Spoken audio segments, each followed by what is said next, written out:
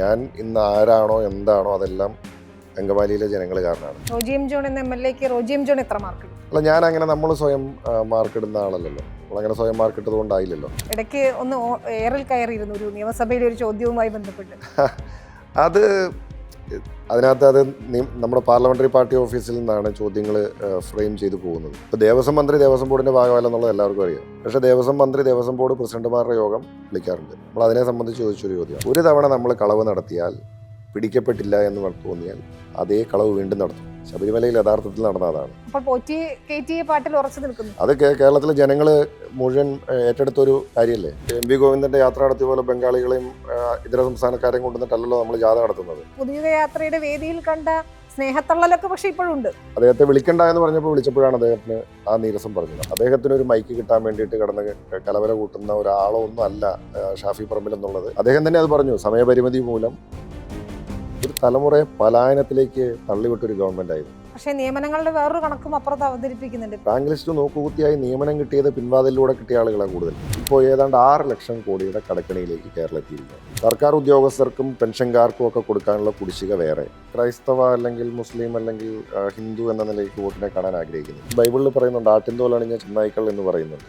അത് വളരെ കൃത്യമാണ് BJP-യുടെ കാര്യത്തിൽ. കന്യാസ്ത്രീകളെ ജയിലിലടയ്ക്കുന്നു, വൈദികരെ മർദ്ദിക്കുന്നു, പല കാര്യങ്ങളും പല ആളുകളും എയിംസ് വരും എന്നൊക്കെ പ്രഖ്യാപിച്ചിട്ട് പോയി. ഈ പാവം സുരേഷ് ഗോപിയൊക്കെ എത്ര പ്രാവശ്യം ഇതൊക്കെ പ്രഖ്യാപിച്ചു. പിന്നെ ആമ ഗവേഷണ കേന്ദ്രമൊക്കെയാണ് ആകെ ഉണ്ടായത്. ഈ ബഡ്ജറ്റിൽ എന്തും പ്രഖ്യാപിക്കാം. കേരളത്തിലെ എല്ലാ പഞ്ചായത്തിലും വിമാനത്താവളം പണിയെന്നൊക്കെ പ്രഖ്യാപിക്കാം, ഒരു കുഴപ്പമില്ല. കാരണം ഇത് നടപ്പിലാക്കാനുള്ള ഒരു ബാധ്യത ഈ സർക്കാരിനില്ല. മതത്തിൽ വിശ്വസിക്കുന്ന ആളുകളും മതത്തിൽ വിശ്വസിക്കാത്ത ആളുകളും ഒക്കെ UDF-ൽ വിശ്വസിക്കുന്ന ഒരു റിസൾട്ടാണ് നമുക്ക് കാണാൻ കഴിയുന്നത്. വരാൻ പോകുന്ന നിയമസഭാ തെരഞ്ഞെടുപ്പിൽ അങ്കമാലിയിലെ UDF-ന്റെ സ്ഥാനാർത്ഥി ആരായാലും വലിയ വിജയം ഉണ്ടാവും.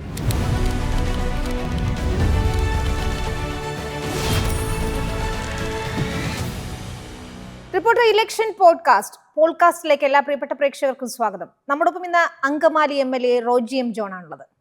നമസ്കാരം. നമസ്കാരം. വീണ്ടും ഒരു നിയമസഭാ തെരഞ്ഞെടുപ്പിന്റെ അംഗം മുറുകിക്കഴിഞ്ഞു. അങ്കമാലിയിൽ റോജി എം ജോണിനെ തന്നെ ഞങ്ങൾ പ്രതീക്ഷിക്കുകയാണ്. എന്താണ് UDF-ന്റെ പ്രതീക്ഷകൾ? അങ്കമാലി 10 വർഷം മുമ്പാണ് UDF LDF-ന്റെ കയ്യിൽ നിന്ന് തിരിച്ചു പിടിച്ചത്. കഴിഞ്ഞ 2 ടേമായിട്ട് ഞാൻ അവിടെ MLA ആണ്. നല്ല നിലയിൽ കഴിഞ്ഞ 10 വർഷക്കാലം പ്രവർത്തിക്കാൻ സാധിച്ചിട്ടുണ്ട് എന്നുള്ളതാണ് വിശ്വാസം. പ്രതിപക്ഷത്തായതിൻ്റേതായിട്ടുള്ള ബുദ്ധിമുട്ടുകളൊക്കെ ഞങ്ങൾക്കൊക്കെ അനുഭവിക്കേണ്ടത് വന്നിട്ടുണ്ട്. എന്നിരുന്നാലും ഒരു കാര്യം വ്യക്തമാണ്, അടുത്ത തെരഞ്ഞെടുപ്പിൽ, വരാൻ പോകുന്ന നിയമസഭാ തെരഞ്ഞെടുപ്പിൽ അങ്കമാലിയിലെ UDF-ന്റെ സ്ഥാനാർത്ഥി ആരായാലും വലിയ വിജയം ഉണ്ടാവും. സ്ഥാനാർത്ഥി നിർണയ ചർച്ചകളൊക്കെ നടക്കുന്നതേ ഉള്ളൂ. ഒരു ഭരണമാറ്റം അതുണ്ടാകുമെന്നാണോ കരുതുന്നത്? 100 സീറ്റ് ലക്ഷ്യമിട്ടുകൊണ്ടാണല്ലോ വയനാട് ക്യാമ്പിലെ ശേഷമുള്ള UDF-ന്റെ പ്രതീക്ഷകളൊക്കെ പങ്കുവച്ചിരുന്നത്. അത്തരം ഒരു കൃത്യമായ ഒരു മുന്നേറ്റം ഉണ്ടാക്കാൻ UDF-ന് ഈ ഘട്ടത്തിൽ കഴിയുമെന്ന് തോന്നുന്നുണ്ട്? കേരളത്തിൽ തീർച്ചയായിട്ടും ഭരണമാറ്റം ഉണ്ടാവും. ജനങ്ങൾ ആ നിലയ്ക്കാണ് ചിന്തിക്കുന്നത്. തദ്ദേശ തെരഞ്ഞെടുപ്പ് നമ്മുടെ മുമ്പിൽ ഒരു ചൂണ്ടുപലകയായിട്ടുണ്ട്. ഒരു മാറ്റം ജനങ്ങൾ മുഴുവൻ ആഗ്രഹിക്കുന്നുണ്ട്. കാരണം ഈ സർക്കാരിനെ അത്രയധികമായിട്ട് ജനങ്ങൾ ഓർത്തു. ഇനി വീണ്ടും ഒരു പിണറായി ഭരണം എന്നുള്ളത് ജനങ്ങൾക്ക് ചിന്തിക്കാൻ സാധിക്കാത്ത കാര്യമാണ്. അപ്പം മാറ്റം ആഗ്രഹിക്കുന്ന ജനങ്ങളുടെ മുമ്പിലുള്ള ഏക ഓൾട്ടർനേറ്റീവ് എന്ന് പറയുന്നത് അത് UDF, കോൺഗ്രസ് നേതൃത്വം കൊടുക്കുന്ന UDF ആണ്. അതുകൊണ്ടാണ് ഞങ്ങൾ പറയുന്നത് UDF വലിയ വിജയം 100 സീറ്റിലധികം നേടി വരുമെന്ന് പറയുന്നത്. 110 സീറ്റ് എന്നതാണ് ലെഫ്റ്റിന്റെ ഒരു കണക്ക് കൂട്ടൽ. മാത്രമല്ല വികസനമായാലും ക്ഷേമ പ്രവർത്തനങ്ങളായാലും അതിലൊക്കെ മുന്നിൽ തന്നെയെന്ന് ഇപ്പോഴത്തെ സർക്കാർ പറയുകയാണ്. ഭരണ തുടർച്ച തന്നെ ഉണ്ടാകുമെന്ന് പറയുകയാണ്. അപ്പോൾ എന്താണ് UDF-ന് അത്ര വലിയൊരു ആത്മവിശ്വാസം തരുന്ന കാര്യം? അല്ല, തെരഞ്ഞെടുപ്പിലെ അവകാശവാദങ്ങൾ എല്ലാവർക്കും ഉന്നയിക്കാം. തെരഞ്ഞെടുപ്പിൻ്റെ റിസൾട്ട് വരുന്നതുവരെ അവകാശവാദങ്ങൾ ഉന്നയിക്കാനുള്ള അവകാശം എല്ലാവർക്കും ഉണ്ട്. പക്ഷേ ഇത് അൾട്ടിമേറ്റ്ലി ജനങ്ങളാണ് തീരുമാനിക്കുന്നത്. ഞങ്ങൾക്ക് കഴിഞ്ഞ കുറേ നാളുകളായിട്ട് കേരളത്തിൽ നടക്കുന്ന ഉപതെരഞ്ഞെടുപ്പുകളായാലും പാർലമെൻറ്റ് തെരഞ്ഞെടുപ്പായാലും തദ്ദേശ തെരഞ്ഞെടുപ്പായാലും ഇതൊക്കെ നമ്മളുടെ മുമ്പിലുണ്ട്. അതിൻ്റെയൊക്കെ അടിസ്ഥാനത്തിൽ ജനങ്ങളുടെ പ്രതികരണങ്ങൾ കൃത്യമായി മനസ്സിലാക്കിയിട്ടാണ് ഞങ്ങൾ പറഞ്ഞത് ഈ ഒരു വിജയം UDF-ന് ഉണ്ടാകുമെന്ന്. പിന്നെ ആളുകൾക്ക് അവകാശവാദങ്ങൾ ഉന്നയിക്കുന്നതിന് ഈ പ്രാദേശിക ഭരണവിരുദ്ധ വികാരം എന്നതാണ് വിലയിരുത്തലായി വന്നത് CPM-ന്റെ. അങ്ങനെ കേരളത്തിൽ മുഴുവനും ഒരു പ്രാദേശിക ഭരണവിരുദ്ധ വികാരം ഉണ്ടാവാൻ എങ്ങനെയാണ് ഉണ്ടാകുന്നത്? മാത്രവുമല്ല, കേരളത്തിൽ പ്രാദേശിക ഭരണവിരുദ്ധ വികാരമാണെങ്കിൽ അത് മുഴുവൻ CPM-നെതിരായിട്ടുള്ള വികാരമായിരുന്നു. കാരണം കേരളത്തിലെ ബഹുഭൂരിപക്ഷം പഞ്ചായത്തുകളും നിലവിൽ ഭരിച്ചുകൊണ്ടിരുന്നത് ഇടതുപക്ഷമായിരുന്നു. ആ പഞ്ചായത്തിന് എതിരായിട്ടുള്ള ഒരു വികാരം എന്ന് പറയുമ്പോൾ അത് CPM-നെതിരായിട്ടുള്ള LDF-നെതിരായിട്ടുള്ള ഒരു വികാരം തന്നെയല്ലേ? ഈ BJP-ക്ക് ഉണ്ടാക്കാൻ കഴിയുന്ന മുന്നേറ്റം ഇപ്പോൾ പല സർവേകളും പറയുന്നത് അനുസരിച്ചാണെങ്കിൽ LDF UDF neck to neck ആയിരിക്കും ഫൈറ്റ് എന്ന് പറയുന്നത്. ഇഞ്ചോടിഞ്ച് പോരാട്ടം നടക്കുന്നു. കനകോലുവിന്റെ പോലും ഇത്തരത്തിൽ വിലയിരുത്തലായി അത്തരം അഭിപ്രായങ്ങളൊക്കെ വരുന്നുണ്ട്.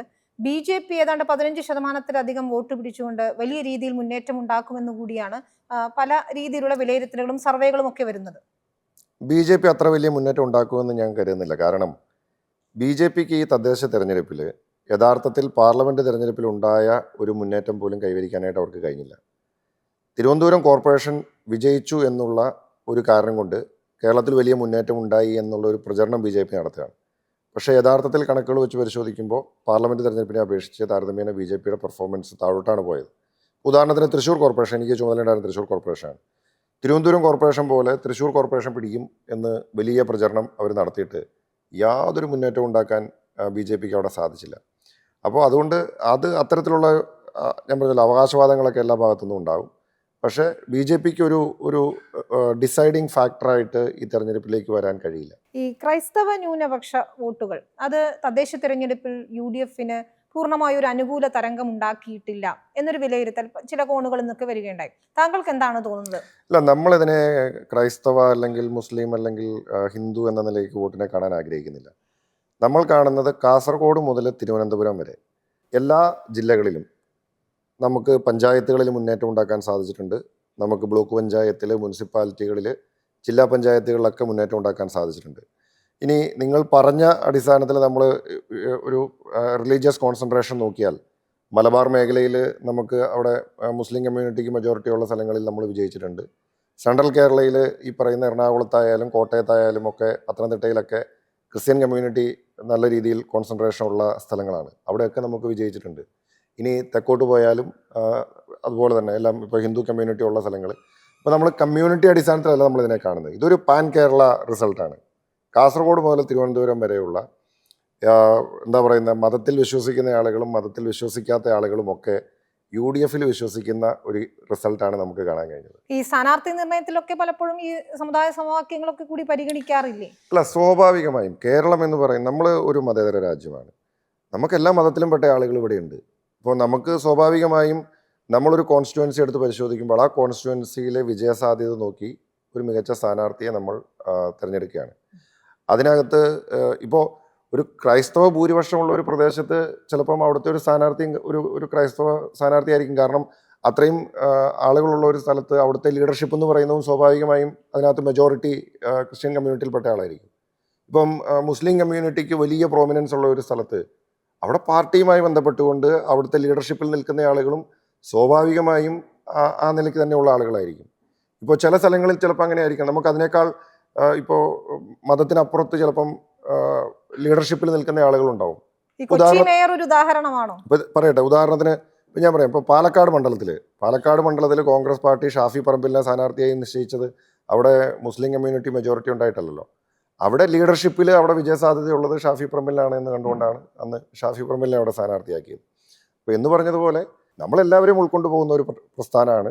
നമുക്കവിടെ വിജയസാധ്യത നോക്കി മണ്ഡലത്തിലെ ജനങ്ങൾക്ക് സ്വീകാര്യരായിട്ടുള്ള സ്ഥാനാർത്ഥികളെ നിർത്തുക എന്നുള്ളതാണ്. ഞാൻ ചോദിച്ചത് കൊച്ചി മേയറുടെ കാര്യത്തിൽ അവരുടെ തന്നെ ഒരു പ്രസ്താവന വലിയ രീതിയിൽ ചർച്ചയായിരുന്നു. അല്ല, കൊച്ചി മേയറുടെ കാര്യത്തിൽ ഇപ്പോൾ കൊച്ചി മേയർ നമുക്ക് എല്ലാവർക്കും അറിയാം. അവർ ഒരു ഈഴവ സമുദായത്തിൽപ്പെട്ട ഒരു വനിതയായിരുന്നു. അപ്പോൾ അവർ പറഞ്ഞത് എല്ലാവരും സഹായിച്ചിട്ടുണ്ട്. അവർ ഒരു സഭയുടെ ഒരു പരിപാടിയിൽ പങ്കെടുത്തപ്പോൾ അവർ പറഞ്ഞു സഭയുടെ പിന്തുണ അവർക്ക് ഉണ്ടായിട്ടുണ്ട്. സ്വാഭാവികമാണല്ലോ, അവർ നന്ദി. ഇപ്പം നമ്മൾ സംഘടനകളുടെയൊക്കെ പരിപാടികളിൽ പങ്കെടുക്കാറുണ്ട്. ഇപ്പോൾ നമ്മൾ NSSൻ്റെ പരിപാടിയിൽ പങ്കെടുക്കാറുണ്ട്, SNDPയുടെ പരിപാടിയിൽ പങ്കെടുക്കാറുണ്ട്, KPMSൻ്റെ പരിപാടിയിൽ പങ്കെടുക്കാറുണ്ട്, സഭകളുടെ പരിപാടിയിൽ പങ്കെടുക്കാറുണ്ട്.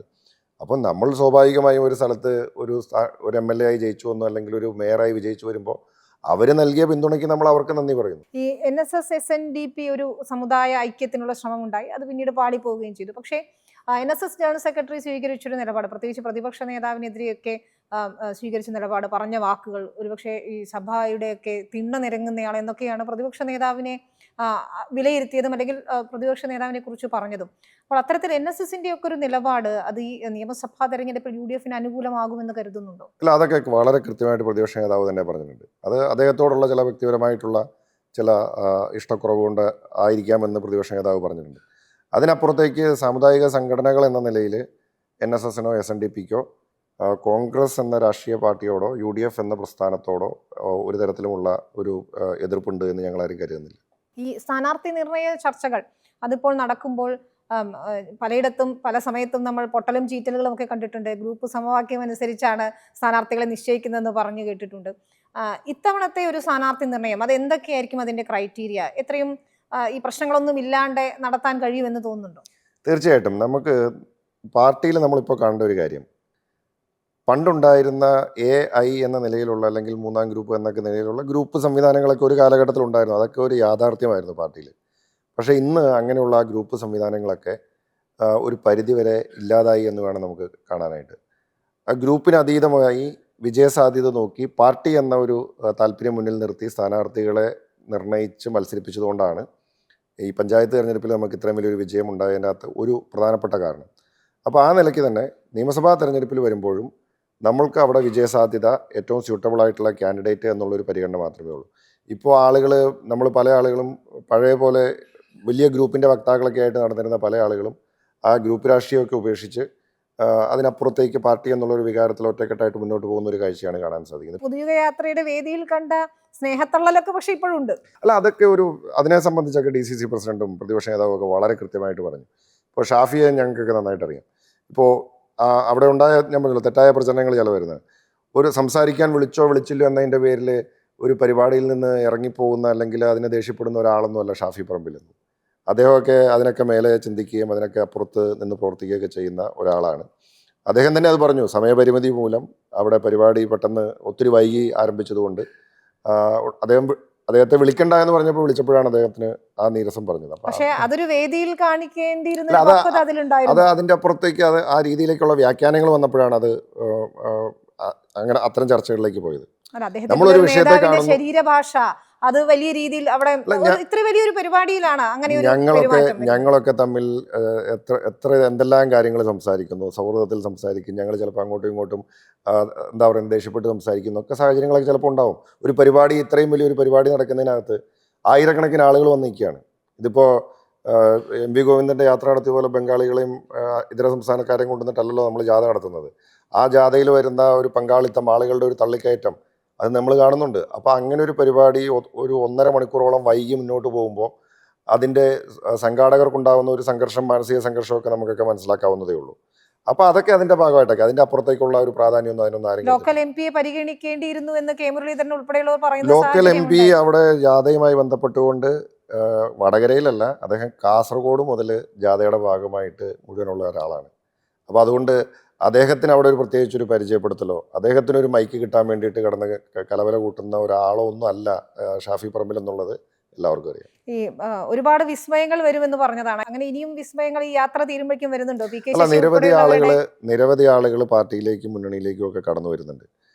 പ്രത്യേകിച്ച് CPM ആയിട്ട് പരമ്പരാഗതമായിട്ട് നിന്ന് പ്രവർത്തിച്ച, പാർട്ടിയിൽ അംഗമായി നിന്ന് പ്രവർത്തിച്ചിട്ടുള്ള ആളുകൾ, പാർട്ടിയുടെ സഹയാത്രികരായിരുന്നിട്ട് ആളുകളൊക്കെ അത് വിട്ടു വരുന്നൊരു സാഹചര്യം നമുക്ക് കാണാൻ പറ്റുന്നുണ്ട്. അപ്പോൾ നിരവധി ആളുകൾ ഇതിനോടകം തന്നെ വന്നു കഴിഞ്ഞു, ഇനിയും പലരും വരും.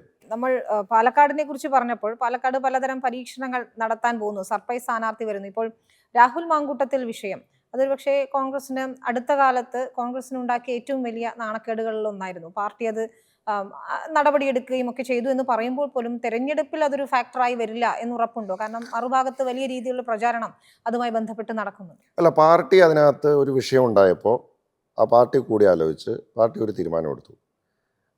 രാഹുൽ മാങ്കൂട്ടത്തിനെതിരെ നടപടിയെടുക്കുവാനായിട്ട് പാർട്ടി ഒറ്റക്കെട്ടായിട്ട് എടുത്ത തീരുമാനമാണ്. അതിൻ്റെ അടിസ്ഥാനത്തിൽ ഇന്ന് അദ്ദേഹം പാർട്ടിയിലില്ല, അദ്ദേഹം പാർട്ടിക്ക് പുറത്താണ്. അപ്പോൾ അതോടുകൂടി പാർട്ടി എന്ന നിലയിൽ കോൺഗ്രസിൻ്റെ ഈ വിഷയത്തിലെ നിലപാട് എന്താണെന്നുള്ളത് ജനങ്ങൾക്ക് മുമ്പിൽ വളരെ കൃത്യമായി നമ്മൾ പറഞ്ഞിട്ടുണ്ട്. അതിനപ്പുറത്തേക്ക് നമുക്ക് ഇനി ആ കേസുമായി ബന്ധപ്പെട്ടിട്ടുള്ള കാര്യങ്ങളെക്കുറിച്ച് നമുക്ക് പറയാൻ കഴിയില്ല. അപ്പോൾ അതുകൊണ്ട് അത് തെരഞ്ഞെടുപ്പിനെ ബാധിക്കുമെന്നൊന്നും ഞങ്ങളാരും കരുതുന്നില്ല. കാരണം പാർട്ടി എന്ന നിലയിൽ ഞങ്ങളെ സംബന്ധിച്ചിടത്തോളം ആ വിഷയം അവിടെ കഴിഞ്ഞു. MLA എന്ന നിലയിൽ നിന്ന് രാഹുലിനെ അയോഗ്യനാക്കുന്നതിൽ താങ്കളും എത്തിക്സ് കമ്മിറ്റിയിലുള്ളതാണ്. അതിൻ്റെ ഒരു നടപടികളിൽ എന്താണ് കോൺഗ്രസിൻ്റെ ഒരു നിലപാട്? ഇല്ല, അതിനകത്ത് ഞങ്ങൾ എത്തിക്സ് കമ്മിറ്റിയിൽ പോയപ്പോൾ ആ പരാതി കണ്ടപ്പോൾ ഞാൻ തന്നെ അത്ഭുതപ്പെട്ടു പോയി.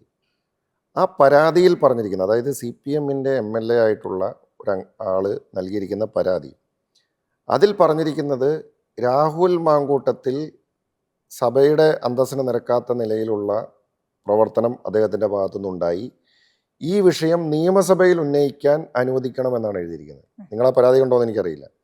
ഞാൻ ആ പരാതി കൃത്യമായി വായിച്ചു. അപ്പോൾ ഒരു വിഷയം നിയമസഭയിൽ ഉന്നയിക്കാൻ അനുവദിക്കണമെന്ന് പറഞ്ഞ് ഒരു നിയമസഭാ അംഗം സ്പീക്കർക്ക് ഒരു കത്ത് കൊടുക്കുകയാണ്. ആ കത്തിന് എത്തിക്സ് കമ്മിറ്റിക്ക് എന്താ കാര്യം? ഒരു നിയമസഭാ അംഗത്തിന് നിയമസഭയിൽ ഒരു വിഷയം ഉന്നയിക്കാൻ സ്പീക്കർക്ക് അനുമതി കൊടുക്കുന്നതിന് എത്തിക്സ് കമ്മിറ്റിയുടെ ആവശ്യമില്ല. അപ്പോൾ നമ്മളെ സംബന്ധിച്ച് ആ പരാതി നമുക്ക് എങ്ങനെ പരിഗണിക്കാൻ പറ്റും എന്നുള്ളതാണ് നമ്മുടെ വിഷയം. അപ്പോൾ അത് രാഹുൽ മാങ്കൂട്ടത്തിനെ അയോഗ്യനാക്കണമെന്ന് ആ പരാതി പറഞ്ഞിട്ടില്ല, അല്ലെങ്കിൽ അദ്ദേഹത്തിനെതിരെ എന്തെങ്കിലും നടപടി എടുക്കണമെന്ന് പരാതിയിൽ പറഞ്ഞിട്ടില്ല. ഏതെങ്കിലും തരത്തിലുള്ള നടപടി, അദ്ദേഹത്തെ ഒന്ന് ശാസിക്കണമെന്ന് പോലും പരാതിയിൽ പറഞ്ഞിട്ടില്ല. ഈ വിഷയം നിയമസഭയിൽ ഉന്നയിക്കണമെന്നേ പറഞ്ഞിട്ടുള്ളൂ. അതിനെ സംബന്ധിച്ച് എത്തിക്സ് കമ്മിറ്റി എന്ത് മറുപടി പറയാനാണ്? ഇപ്പോൾ ഇവിടെ നമ്മൾ നേരെ തിരിച്ചു നോക്കിയാൽ CPM സംബന്ധിച്ച് ഇതുപോലെ സെയിം വിഷയങ്ങൾ വന്നു. CPM എവിടെ നിലപാടെടുത്തത്? എന്തെങ്കിലും നടപടി എടുത്തോ? ഇപ്പോൾ സ്ത്രീ പീഡന പരാതി തന്നെ CPM MLA-മാർക്കെതിരെ വന്നിട്ടുണ്ട്, ഒരു നടപടി എടുത്തിട്ടില്ല. ശബരിമല കേസിൽ 90 ദിവസം സുപ്രീം കോടതി പോലും ജാമ്യം കൊടുക്കാത്ത പ്രതികൾ CPM ഉന്നതരായിട്ടുള്ള നേതാക്കന്മാർ, അവർക്കെതിരെ ഒരു നടപടിയും CPM എടുക്കുന്നില്ല. അപ്പോൾ ഒരാളൊരു കേസിൽ പ്രതിയായി എന്നതിൻ്റെ പേരിൽ ഒരു നടപടിയെടുത്ത് പൊതുമധ്യത്തിൽ മാതൃക കാണിച്ചത് കോൺഗ്രസ് പാർട്ടി മാത്രമാണ്. അപ്പോൾ ഈ മൊറാലിറ്റിയും ഈ ബാധ്യതയൊന്നും ഈ പറയുന്ന CPM ഇല്ല. അപ്പം അതുകൊണ്ട് പാർട്ടി എന്ന നിലയിൽ കോൺഗ്രസിന് ചെയ്യാവുന്ന കാര്യം കോൺഗ്രസ് ചെയ്തിട്ടുണ്ട്.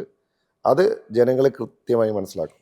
ശബരിമല സ്വർണ്ണക്കൊള്ളയാണ് UDF വലിയ രീതിയിൽ പ്രചാരണ ആയുധമാക്കാനിരുന്നത്. ഒരുപക്ഷെ ഈ പുതുയുഗ യാത്രയിലൊക്കെ തന്നെയും വലിയ രീതിയിൽ ചർച്ചയാക്കാനും ശ്രമിക്കുകയും ചെയ്തത്. അതിനിടയിൽ UDF കൺവീനറെ ചോദ്യം ചെയ്യുകയും അത്തരത്തിൽ UDF നേതാക്കൾക്കെതിരെയും അതിൽ ആരോപണം വരികയും സോണിയാഗാന്ധിയുടെ പേര് നിയമസഭയിൽ വരെ എത്തുകയും ചെയ്യുന്ന ഒരു സാഹചര്യത്തിലേക്കാണ് എത്തിയത്. UDF അതിലൊരു പ്രതിരോധത്തിലായിട്ടുണ്ടോ? UDF എവിടെയും പ്രതിരോധത്തിലായിട്ടില്ല. ഇതിനകത്തുള്ള വിഷയം, ഇപ്പോൾ ഉണ്ണികൃഷ്ണൻ പോറ്റി ആരുടെയൊക്കെ കൂടെ ഫോട്ടോ എടുത്തു, ഉണ്ണികൃഷ്ണൻ പോറ്റി ആരുടെയൊക്കെ കൂടെ ഭക്ഷണം കഴിച്ചു, ആരുടെയൊക്കെ വീട്ടിൽ പോയി എന്നല്ല ഇവിടുത്തെ പ്രശ്നം. ഇപ്പോൾ അടൂർ പ്രകാശുമായിട്ട് അദ്ദേഹത്തിന് അടുപ്പമുണ്ടാവാം, കോൺഗ്രസിൻ്റെ പല നേതാക്കന്മാരുമായിട്ട് അദ്ദേഹത്തിന് അടുപ്പമുണ്ടാകും, പലരുടെയും കൂടെ ഫോട്ടോ എടുത്തിട്ടുണ്ടാവും.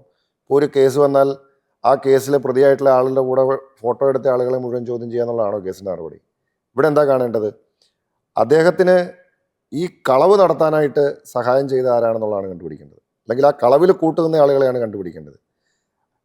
LDF ഭരണം, സർക്കാർ, LDF ദേവസ്വം മന്ത്രി, LDF ദേവസ്വം ബോർഡ് എന്ന് വെച്ചാൽ CPM നേതാക്കൾ മാത്രമുള്ള ദേവസ്വം ബോർഡ്, അവരുടെ നിയന്ത്രണത്തിൽ ശബരിമലയിലെ കാര്യങ്ങൾ നടക്കുന്നു. അവരുടെ ആ ആളുകൾ തന്നെ ഈ കൊള്ളയ്ക്ക് കൂട്ടുനിൽക്കുന്നു. അതിൽ അടൂർ പ്രകാശ് എന്താ കാര്യം? കോൺഗ്രസിൻ്റെ നേതാവായിട്ടുള്ള അടൂർ പ്രകാശ് എന്താ കാര്യം? ഡൽഹിയിലിരിക്കുന്ന സോണിയാഗാന്ധിക്ക് എന്താ കാര്യം? ഈ ദേവസ്വം ബോർഡിൽ അംഗങ്ങളായിട്ടുള്ളതും ഈ ദേവസ്വം ബോർഡിനെ നിയന്ത്രിക്കുന്നതും ഈ സർക്കാരിനെ നിയന്ത്രിക്കുന്നതും എല്ലാം CPM ആണ്. ആ ഭരണ സ്വാധീനം ഉപയോഗിച്ചുകൊണ്ടാണ് ഈ കളവ് നടത്തിയിരിക്കുന്നത്. പക്ഷേ പോറ്റി ശബരിമലയിൽ കയറിയത് UDF-ന്റെ പോറ്റി ശബരിമലയിൽ കയറി എത്ര തവണ കയറി എന്നുള്ളതല്ല ഇവിടുത്തെ വിഷയം. പോറ്റി സ്വർണ്ണം എപ്പോൾ അടിച്ചു മാറ്റി എന്നുള്ളതാണ് വിഷയം. ആ സ്വർണ്ണം അടിച്ചു മാറ്റാൻ ആര് കൂട്ടുനിന്നു, ആര് സഹായിച്ചു എന്നുള്ളതാണ് വിഷയം. അതിൽ എന്താണ് കോൺഗ്രസിൻ്റെ റോള്? ഇപ്പോൾ പോറ്റി, ഞാൻ പറഞ്ഞില്ല, പോറ്റിയുടെ ഇവിടെ ഇപ്പം ഞാൻ പോറ്റിനെ ഇതുവരെ കണ്ടിട്ടില്ല. ഈ ഒരു പൊതുപ്രവർത്തകരാകുമ്പോൾ പലരുടെയും കൂടെ ഫോട്ടോ ഉണ്ടാവുന്നു. ഇപ്പോൾ പിണറായി വിജയൻ്റെ കൂടെ ഫോട്ടോ ഉണ്ടായി. പോറ്റിയും പിണറായി വിജയനും നിൽക്കുന്ന ചിത്രങ്ങൾ പുറത്തു വന്നിട്ടുണ്ട്. ഞങ്ങൾ പറഞ്ഞോ പിണറായി വിജയനാണ് ഈ കളവിന് കൂട്ടുന്നതെന്ന് ഞങ്ങൾ പറഞ്ഞോ? ഒരു കാര്യം ഞങ്ങൾ പറഞ്ഞു, ഈ കളവ് ചെയ്ത ആളുകളെ സംരക്ഷിക്കുന്നതിൽ സർക്കാരിന് ഉത്തരവാദിത്തമുണ്ട്. പക്ഷേ ഞങ്ങൾ എവിടെയും പറഞ്ഞില്ല പിണറായി വിജയനാണ് ഈ പോറ്റിക്ക് കളവിന് കൂട്ടുന്നതെന്ന് ഞങ്ങൾ പറഞ്ഞിട്ടില്ല. ഞങ്ങൾ പറഞ്ഞില്ലല്ലോ. അതാണ് പറഞ്ഞത്, പൊതുപ്രവർത്തകർക്ക് പലരുടെയും കൂടെ ഫോട്ടോ ഉണ്ടാവുന്നേ. ഇപ്പം ഞാൻ എൻ്റെ ഫോട്ടോ എവിടെയും കണ്ടില്ല, ഞാനിതുവരെ ആളെ കണ്ടിട്ടില്ല എന്നാണ് എൻ്റെ വിശ്വാസം. നമ്മളൊക്കെ നടക്കുന്ന വഴിക്ക് ആരൊക്കെ ഫോട്ടോ ഇപ്പം പരിചയം ഉണ്ടാവും, ചിലപ്പം സൗഹൃദം ഉണ്ടാവും. ഇപ്പം ഞാൻ പറഞ്ഞു ഇപ്പം നമ്മൾ നേരത്തെ പറഞ്ഞല്ലോ, എനിക്ക് രാഹുൽ മാങ്കൂട്ടത്തിലായിട്ട് എനിക്ക് അടുപ്പമുണ്ട്, വളരെ നല്ല അടുപ്പമുണ്ട്, സൗഹൃദമുണ്ട്. അപ്പോൾ അദ്ദേഹത്തിൻ്റെ ഭാഗത്തുനിന്ന് ഒരു തെറ്റ് സംഭവിച്ചാൽ അതിൻ്റെ ഉത്തരവാദിത്തം എനിക്കും കൂടിയാണോ? അല്ലല്ലോ. പക്ഷേ അപ്പോൾ അതുകൊണ്ട് അതിനേക്കാളൊക്കെ ഉപരിയായിട്ട് ഇതിൻ്റെ എല്ലാം ഭരണവും ഇതിൻ്റെ എല്ലാം നിയന്ത്രണവും ആരുടെ കയ്യിലാണ്? CPM കയ്യിലാണ്, LDF കയ്യിലാണ്. അവിടെ അടൂർ പ്രകാശ് പോയിട്ട് എന്തെങ്കിലും ചെയ്യാൻ പറ്റുമോ? ഈ സ്വർണ്ണക്കൊള്ളയുടെ ആദ്യഘട്ടം മാറ്റി നിർത്തിയാൽ ഈ കൊടിമര പുനഃപ്രതിഷ്ഠയുമായി ബന്ധപ്പെട്ട് കുറേയധികം കണ്ടെത്തലുകൾ വരുന്നുണ്ട്. അത് UDF ഭരണസമിതി കാലത്താണ്. ഇവിടെ ഈ കേസ് അന്വേഷണമായി മുന്നോട്ട് പോയി. CPM നേതാക്കന്മാർ ഒന്നിനു പുറകെ ഒന്നായി ജയിലിനുള്ളിലായി. CPM വലിയ പ്രതിരോധത്തിലായപ്പോൾ ഈ അന്വേഷണം വഴിതിരിച്ചു വിടാനായിട്ടുള്ള പല ശ്രമവും ഉണ്ടായി. അതിൻ്റെ ഭാഗമായിട്ട് വാജിവാഹനം കൈമാറിയത് UDF കാലത്താണ്. അതിൻ്റെ പേരിൽ വലിയ എന്താ പറയുന്നത്, ശബരിമലയിൽ വലിയ ക്രമക്കേട് നടന്നു എന്നൊക്കെ നിലയിലുള്ള വാർത്തകൾ നിങ്ങൾ ഉൾപ്പെടെ കൊടുത്തിട്ടുണ്ട്, നിങ്ങളുടെ ചാനലിൽ ഉൾപ്പെടെ വന്നിട്ടുണ്ട്. പക്ഷേ പിന്നീട് മനസ്സിലായി അത് വളരെ കൃത്യമായി അഡ്വക്കേറ്റ് കമ്മീഷണറുടെ സാന്നിധ്യത്തിൽ കോടതിയുടെ കൃത്യമായ മേൽനോട്ടത്തിലാണ് ഈ കാര്യങ്ങളൊക്കെ നടന്നതെന്നുള്ളത്. അപ്പോൾ ഇത് എവിടെയെങ്കിലും ഇതിനെ ഈ കേസിൽ കോൺഗ്രസിനെ കൊണ്ട കെട്ടാൻ പറ്റുമോ, UDF കൊണ്ട കെട്ടാൻ പറ്റുമോ എന്നുള്ള ഗവേഷണം നടത്തിക്കൊണ്ടിരിക്കുകയാണ്. ഇപ്പോൾ CPM-ഉം അന്വേഷണ സംഘത്തിൻ്റെ സഹായവും അതിനുണ്ട്. ഈ അഡ്വക്കേറ്റ് കമ്മീഷനെതിരെ ഇപ്പോൾ വിജിലൻസ് അന്വേഷണം നടക്കട്ടെ. ഞാൻ പറഞ്ഞല്ലോ, ഞങ്ങൾക്ക് ഇതിനകത്തൊന്നും മറയ്ക്കാനില്ല. ശബരിമല ശാസ്താവിൻ്റെ സ്വർണം കട്ടത് ആരായാലും അവരൊക്കെ അതിന് മറുപടി പറയണം, അവർക്കെതിരെ നടപടി ഉണ്ടാവണം. നിങ്ങൾ ആരെ വേണേലും ചോദ്യം ചെയ്തോളൂ, നിങ്ങൾ ആരെ വേണേലും അന്വേഷിച്ചോളൂ. ഞങ്ങൾക്ക് വളരെ ആത്മവിശ്വാസത്തോടുകൂടി ഞങ്ങൾ പറയുന്നത്, ഇതിനെല്ലാം നേതൃത്വം കൊടുത്തത്, ഇതിനെല്ലാം കൂട്ടുനിന്നത്, ഈ കളവ് നടത്തി വീണ്ടും കളവ് നടത്താൻ വേണ്ടി കളമൊരുക്കിയത് ഒക്കെ CPM നേതാക്കന്മാരാണ്. അതായത് കള്ളന്മാരുടെ ഒരു സൈക്കോളജി ഉണ്ട്. ഒരു തവണ നമ്മൾ കളവ് നടത്തിയാൽ പിടിക്കപ്പെട്ടില്ല എന്ന് തോന്നിയാൽ അതേ കളവ് വീണ്ടും നടത്തും. ശബരിമലയിൽ യഥാർത്ഥത്തിൽ നടന്നതാണ്. അപ്പോൾ പാട്ടിൽ ഉറച്ചു നിൽക്കുന്നു. ഞാൻ പറഞ്ഞില്ല, എന്താ സംശയിക്കുന്നത്? അത് കേരളത്തിലെ ജനങ്ങൾ മുഴുവൻ ഏറ്റെടുത്തൊരു കാര്യമല്ലേ. ഈ ജനങ്ങൾ എന്തുകൊണ്ടാണ് അത് ഏറ്റെടുത്തത്? ജനങ്ങൾക്ക് ബോധ്യമുണ്ട് ഇവിടെ കളവ് നടത്തിയത് ആരാണെന്നും അതിന് കൂട്ടുനിന്ന ആരാണെന്നും അവരെ സംരക്ഷിക്കുന്ന ആരാണെന്നും ഒക്കെ കേരളത്തിലെ ജനങ്ങൾക്ക് നല്ല ബോധ്യമുണ്ട്. ഈ സ്വർണ്ണക്കൊള്ളയ്ക്കപ്പുറം എന്തൊക്കെ വിഷയങ്ങളാണ് UDF ജനങ്ങൾക്ക് മുമ്പിൽ വെക്കുന്നത്? പ്രത്യേകിച്ച് ഒരു പ്രകടന പത്രിക നമ്മൾ പുറത്തിറക്കുകയാണെങ്കിൽ എന്തായിരിക്കും ആദ്യത്തെ 5 പോയിന്റ്? ഇല്ല, നമ്മൾ വളരെ കൃത്യമായിട്ട് പറയുന്നത്, കേരളത്തിൽ കഴിഞ്ഞ 10 വർഷം കൊണ്ടുണ്ടായത് കേരളത്തിൻ്റെ സമ്പദ് വ്യവസ്ഥ പൂർണ്ണമായിട്ട് തകർന്ന് തരിപ്പണമായി. കേരളം ഇത്രയും വലിയൊരു കടക്കണിയിലായിട്ടുള്ള ഒരു കാലഘട്ടം മുൻപെങ്ങും ഉണ്ടായിട്ടില്ല. കേരളത്തിൻ്റെ പദ്ധതി പ്രവർത്തനം, വികസന പ്രവർത്തനങ്ങളൊക്കെ താറുമാറായി എന്ന് ഞങ്ങൾ ചുമ്മാ പറയുന്നതല്ല, ഞങ്ങൾ കൃത്യമായ കണക്കുകളുടെ അടിസ്ഥാനത്തിലാണ് പറയുന്നത്. ഞാൻ അത്യാവശ്യം സാമ്പത്തിക വിഷയങ്ങൾ മനസ്സിലാക്കാനും നിയമസഭയിൽ ഉൾപ്പെടെ ഇതിനെക്കുറിച്ച് സംസാരിക്കുകയും ചെയ്യുന്ന ഒരാളാണ്, ചർച്ചയിലൊക്കെ പങ്കെടുക്കുന്ന ഒരാളാണ്. അപ്പോൾ കേരളം ഇപ്പോൾ ഏതാണ്ട് 6 ലക്ഷം കോടിയുടെ കടക്കണിയിലേക്ക് കേരളം എത്തിയിരിക്കുകയാണ്. സർക്കാർ ഉദ്യോഗസ്ഥർക്കും പെൻഷൻകാർക്കും ഒക്കെ കൊടുക്കാനുള്ള കുടിശ്ശിക വേറെ, സപ്ലൈകോയ്ക്ക്, അതുപോലെ തന്നെ മെഡിക്കൽ സർവീസസ് കോർപ്പറേഷന്, അതുപോലെ തന്നെ ഈ നമ്മുടെ നാശനഷ്ടങ്ങൾ സംഭവിച്ച ആളുകൾക്ക്, കർഷകർക്ക് നാശനഷ്ടം സംഭവിച്ചതിന്, അങ്ങനെ ആളുകൾക്ക് കൊടുക്കാനുള്ള കുടിശ്ശിക എന്ന് പറയുന്നത് ചില്ലറയല്ല. കേരളത്തിൽ മുഴുവൻ ക്ഷേമനിധി ബോർഡുകളിൽ ലക്ഷക്കണക്കിന് ആളുകൾക്കാണ് ക്ഷേമനിധി ബോർഡുകളിൽ ആനുകൂല്യങ്ങൾ കുടിശ്ശികയായിട്ട് കിടക്കുന്നത്. ഇതൊക്കെ ജനങ്ങൾ ദൈനംദിനം എന്നാണ് അനുഭവിച്ചുകൊണ്ടിരിക്കുകയല്ലേ. ഇവർ എന്തെല്ലാം പ്രചരണം നടത്തിയാലും, ഇനി എത്ര പരസ്യം നടത്തിയാലും യാഥാർത്ഥ്യം ജനങ്ങളുടെ മുമ്പിൽ നിൽക്കുകയാണ്. അപ്പോൾ സമ്പദ് വ്യവസ്ഥ താറുമാറായതിൻ്റെ ദുരിതം ജനങ്ങൾ അനുഭവിച്ചുകൊണ്ടിരിക്കുകയാണ്. അപ്പോൾ ഞങ്ങൾ വയ്ക്കുന്ന പ്രധാനപ്പെട്ട കാര്യം, UDF തിരിച്ച് അധികാരത്തിൽ വന്നാൽ നമ്മൾക്ക് ഈ സമ്പദ് വ്യവസ്ഥയെ we have to bring it back to the track. അങ്ങനെ നമ്മൾ ട്രാക്കിൽ കൊണ്ടുവന്ന് നമുക്ക് കേരളത്തിൽ വികസന പ്രവർത്തനങ്ങളുമായിട്ട് മുന്നോട്ട് പോകേണ്ടതായിട്ടുണ്ട്. അതുപോലെ തന്നെ ക്ഷേമ പ്രവർത്തനങ്ങളുണ്ട്. ഇപ്പോൾ ഇവർ 2500 രൂപ പെൻഷൻ കൊടുക്കുമെന്ന് പറഞ്ഞു. 5 വർഷമായിട്ടും നമുക്ക് കൊടുക്കാൻ പറ്റിയില്ല. ഇലക്ഷന് തൊട്ട് മുമ്പ് ഈ 1600-ൽ നിന്നും 2000 ആക്കി ജനങ്ങളെ കബളിപ്പിക്കാന്ന് വിചാരിച്ചാൽ ഇത് ജനങ്ങൾ അത്ര മണ്ടന്മാരൊന്നുമല്ലല്ലോ. അതിലൊരു പ്രചാരണം ഉമ്മൻചാണ്ടിയുടെ കാലത്ത് എത്ര കൂട്ടി എന്ന് പറഞ്ഞുകൊണ്ട് അതൊരു കണക്ക് കൃത്യമായിട്ടാണ്. അതായത് ഓരോ സർക്കാരിൻ്റെ കാലത്തും ഇതിങ്ങനെ ആനുപാതികമായിട്ട് കൂട്ടിക്കൊണ്ടിരിക്കും. അങ്ങനെയാണെങ്കിൽ VS അച്യുതാനന്ദൻ്റെ കാലത്തെ കണക്ക് പറയും. ഇത് ഞാൻ ചോദിക്കട്ടെ, കേരളം ഏറ്റവും കൂടുതൽ വിലക്കയറ്റമുള്ളൊരു സംസ്ഥാനമാണ്. അതായത് കഴിഞ്ഞ 11 മാസമായിട്ട് കേരളത്തിൽ ഏറ്റവും കൂടുതൽ വിലക്കയറ്റം, രാജ്യത്ത് ഏറ്റവും കൂടുതൽ വിലക്കയറ്റമുള്ള സംസ്ഥാനമാണ്. അവിടെയാണോ നിങ്ങൾ പറയുന്നത് ആശാവർക്കർമാർക്ക് 1000 രൂപ കൂട്ടി, അല്ലെങ്കിൽ അംഗനവാടിക്കാർക്ക് 1000 രൂപ കൂട്ടി എന്ന് പറയുന്നത് യഥാർത്ഥത്തിൽ പറഞ്ഞാൽ അവരെ അധിക്ഷേപിക്കുന്നതിന് തുല്യമാണ്. കാരണം ഇന്നത്തെ നമ്മുടെ ജീവിത ചെലവുകളും കേരളത്തിലെ ജീവിത സാഹചര്യങ്ങളൊക്കെ വെച്ച് നോക്കുമ്പോൾ ഈ ഇത്തരത്തിൽ താഴെത്തട്ടിലുള്ള ആളുകൾ, അടിസ്ഥാന വർഗത്തിലൊക്കെ പെട്ട ആളുകൾ, അവർ തൊഴിലെടുക്കുന്നത്, അവരുടെ ജീവിത സാഹചര്യങ്ങളൊക്കെ വലിയ ദയനീയമാണ്. വിദ്യാർത്ഥി സമൂഹം, കേരളത്തിലെ യൂത്ത് കംപ്ലീറ്റ് നാട് വിട്ടു പോവാണ് ഇല്ലേ. ഇത്രയധികമായിട്ട് കേരളത്തെ ഉപേക്ഷിച്ച് ഒരു തലമുറയെ പലായനത്തിലേക്ക് തള്ളിവിട്ടൊരു ഗവൺമെൻറ്റായത്. പക്ഷേ നിയമനങ്ങളുടെ വേറൊരു കണക്കും അപ്പുറത്ത് അവതരിപ്പിക്കുന്നുണ്ട്. PSC നിയമനം എത്രയോ ഇപ്പോൾ റാങ്ക് ലിസ്റ്റിൽ 1ാം റാങ്ക് കിട്ടിയ ആളുകൾ പോലും കിട്ടാതെ നിൽക്കുകയാണ്. ഇവിടെ റാങ്ക് ലിസ്റ്റുകൾ മുഴുവൻ നോക്കുകുത്തിയാണ്. റാങ്ക് ലിസ്റ്റ് നോക്കുകുത്തിയായി നിയമനം കിട്ടിയത് പിൻവാതിലൂടെ കിട്ടിയ ആളുകളാണ് കൂടുതൽ. പാർട്ടിക്കാരായിട്ടുള്ള ആളുകൾ, സ്വന്തക്കാരായിട്ടുള്ള ആളുകൾ, എത്രയോ ആളുകളെ പിൻവാതിലൂടെ താൽക്കാലിക ജീവനക്കാരായിട്ട് നിയമിച്ചു. അപ്പോൾ ഇതൊക്കെ നോക്കുകുത്തിയായിട്ട് നിൽക്കുകയാണ്. അപ്പോൾ ഈ നിലയ്ക്ക് ഇതിൽ നിന്നൊക്കെ ഒരു മാറ്റം ഉണ്ടാണ്. അതുകൊണ്ടാണ് ജനങ്ങൾ പൊറുതിമുട്ടിയെന്ന് ഞങ്ങൾ പറയുന്നത്. അതുകൊണ്ടാണ് ജനങ്ങളൊരു മാറ്റം ആഗ്രഹിക്കുന്നു എന്ന് ഞങ്ങൾ പറയുന്നത്. ഇങ്ങനൊരു മാറ്റം വരുമ്പോൾ UDF ന്റെ മുഖ്യമന്ത്രി ആരാകും? അങ്ങനെ ഒരു ചർച്ചയും മറുഭാഗത്തുണ്ട്. അങ്ങനെ ഒരു മുഖം ഉയർത്തിക്കാണിക്കുമ്പോൾ ആരായിരിക്കും? പ്രത്യേകിച്ച് ഉമ്മൻചാണ്ടിയുടെ ഒരു കാലം എന്ന് പറഞ്ഞുകൊണ്ടാണ് ഇപ്പോഴും UDFന്റെ ഒരു അടുത്ത ഘട്ടത്തെക്കുറിച്ച് ചർച്ച ചെയ്യുന്നത്. അപ്പോൾ മുഖ്യമന്ത്രി പദത്തിലേക്ക് ആര് എന്ന തരത്തിലുള്ള ഒരു തർക്കം പാർട്ടിയിലുണ്ടോ? ഒരു തർക്കവുമില്ല. പാർട്ടി അങ്ങനെ മുഖ്യമന്ത്രി സ്ഥാനാർത്ഥിയെ മുൻകൂട്ടി പ്രഖ്യാപിച്ചുകൊണ്ട് തെരഞ്ഞെടുപ്പ് മത്സരിക്കുന്ന ഒരു രീതിയില്ല. ഇപ്പോൾ ഞാൻ ചോദിക്കട്ടെ, ഇപ്പോൾ 2016 തെരഞ്ഞെടുപ്പ് മത്സരിക്കുമ്പോൾ LDFന്റെ മുഖ്യമന്ത്രി സ്ഥാനാർത്ഥി ആരായിരുന്നു? അന്ന് VS അച്യുതാനന്ദനും പിണറായി വിജയനും രണ്ടുപേരും തെരഞ്ഞെടുപ്പ് മത്സരിച്ചു.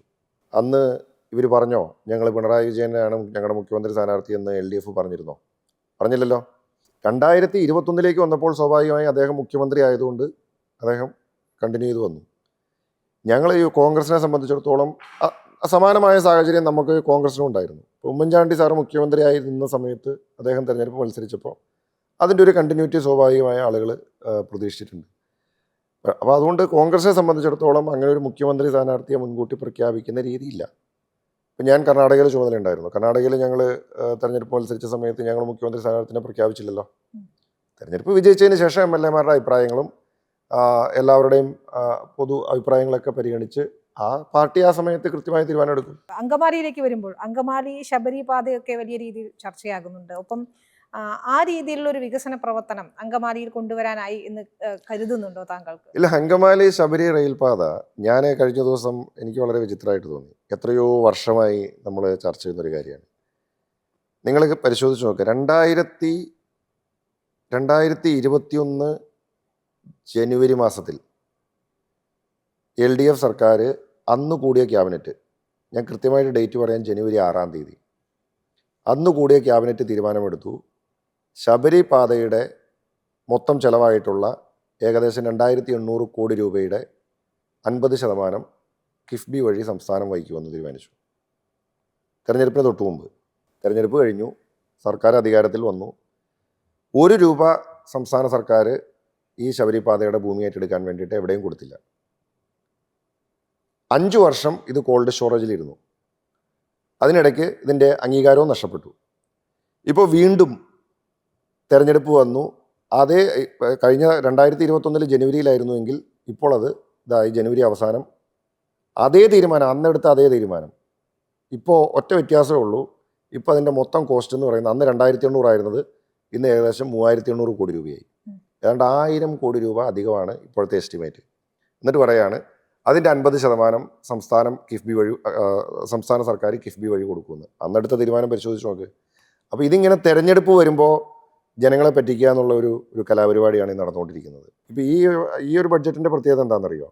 ഈ ബഡ്ജറ്റിൽ എന്തും പ്രഖ്യാപിക്കാം. കേരളത്തിലെ എല്ലാ പഞ്ചായത്തിലും വിമാനത്താവളം പണിയെന്നൊക്കെ പ്രഖ്യാപിക്കാം, ഒരു കുഴപ്പമില്ല. കാരണം ഇത് നടപ്പിലാക്കാനുള്ള ഒരു ബാധ്യത ഈ സർക്കാരിനില്ല.